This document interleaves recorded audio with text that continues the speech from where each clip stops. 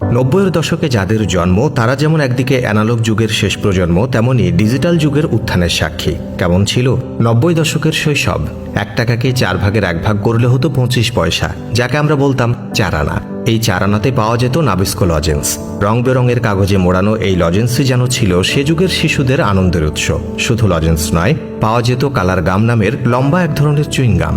বেশ কিছুক্ষণ চাবালেই ম্যাজিকের মতো সাদা চুইংগাম হয়ে যেত গোলাপি। এছাড়াও ভাঙা প্লাস্টিক বোতল বা লোহা লক্কর দিয়ে পাওয়া যেত হাওয়াই মিঠাই বা কটকুটি। চকলেটের পর ছিল খেলনা। তখন খেলার জন্য আধুনিক বা দামি কোনো খেলনা ছিল না। বৈশাখী মেলা কিংবা ঈদে ছেলেদের প্রথম পছন্দ ছিল টিনের পিস্তল, আর মেয়েদের মাটির হাঁড়িপাতিল। আর কারো কাছে যদি ইয়ো থাকতো তাহলে তো আর কথাই নেই।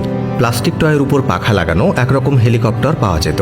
হাতে ঘষা দিলেই উড়ত সেই হেলিকপ্টার। পাবজি, ফ্রুট নিনজা সে সময় আমাদের কাছে মানে ছিল ভিডিও গেম।